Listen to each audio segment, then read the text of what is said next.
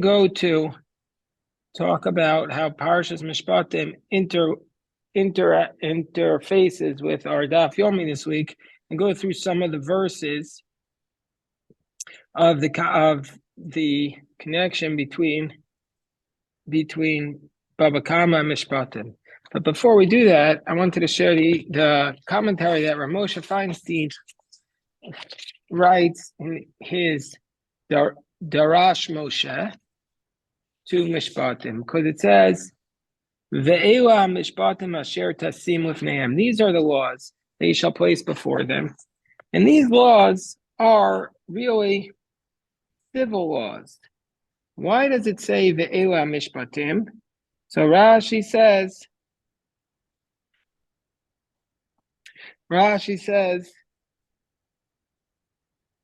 to tell us, Ma Rishona Misinai, Af Elu Misinai. Rashi says this to tell us that just like the Ten Commandments, which are given just prior to this portion, at the end of last week's portion, just like those laws are from Sinai, so too all these civil laws are from Sinai. In fact, I saw one explanation is that Parashas Mishpatim, all these civil laws, are really an explanation or an elaboration of the Ten Commandments. That's one explanation that I saw. But Rav Moshe Feinstein says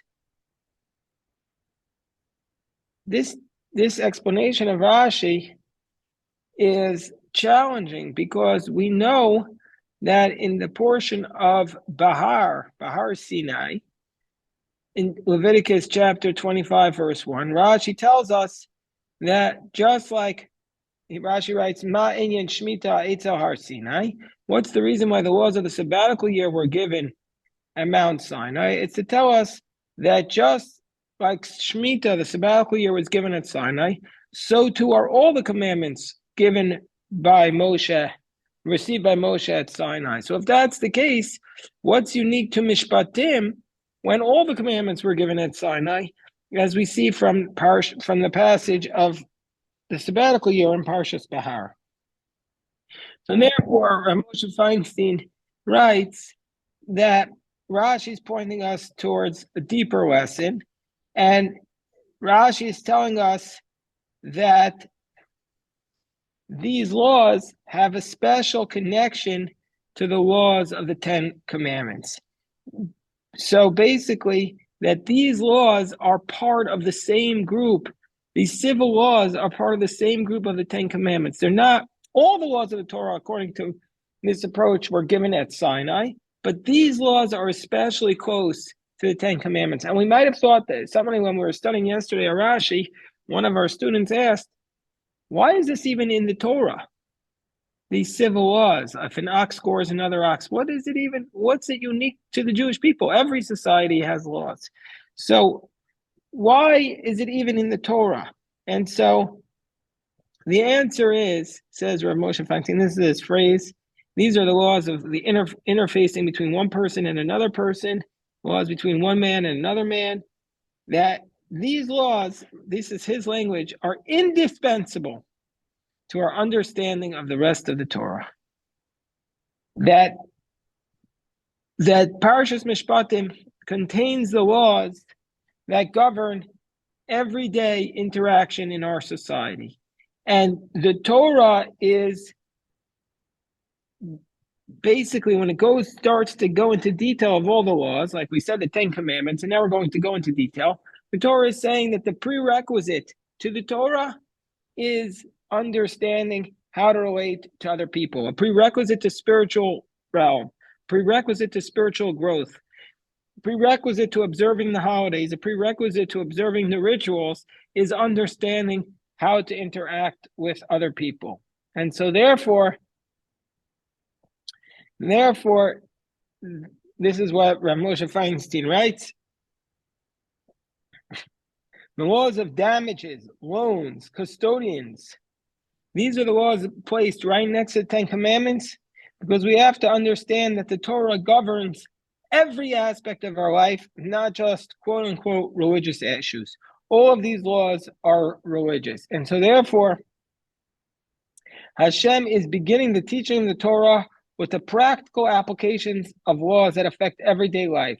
From here we see that the Torah is not just a theoretical work meant to be studied in the base medrash, but the Torah is theoretical, requiring us to understand exactly how to deal in every single aspect of our life. I want to give you another example that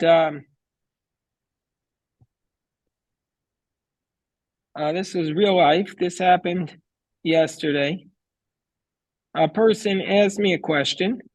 They said to me, "Are you allowed to buy stock in a gambling company? Is it halachically permitted? Like a company like there are a lot of gambling companies that are now public."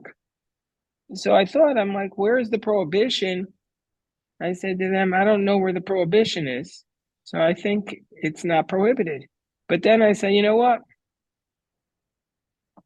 Let me ask my son. He studies in Yeshiva University. They have much greater scholars there than me. I told him to ask some of his teachers.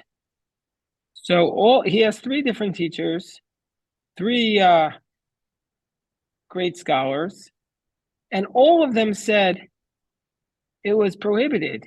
They didn't say it was prohibited, but all of them said you shouldn't do it. It's not the right thing for a Jew to do. This is not how a Jew is supposed to make money, through gambling. One of them said it's yucky. One of them said it's not the right thing to do. The other said it's poison.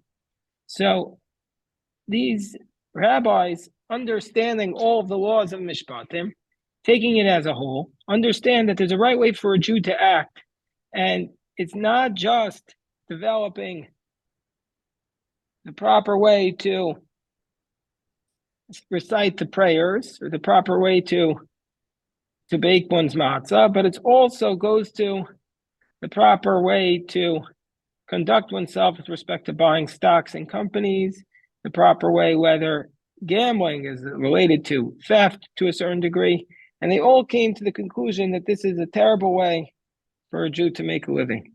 This comes to me from this context of Parashas Mishpatim, from the civil laws, understanding how society interacts with each other. So now, once we did that, we can go into the actual laws of Mishpatim.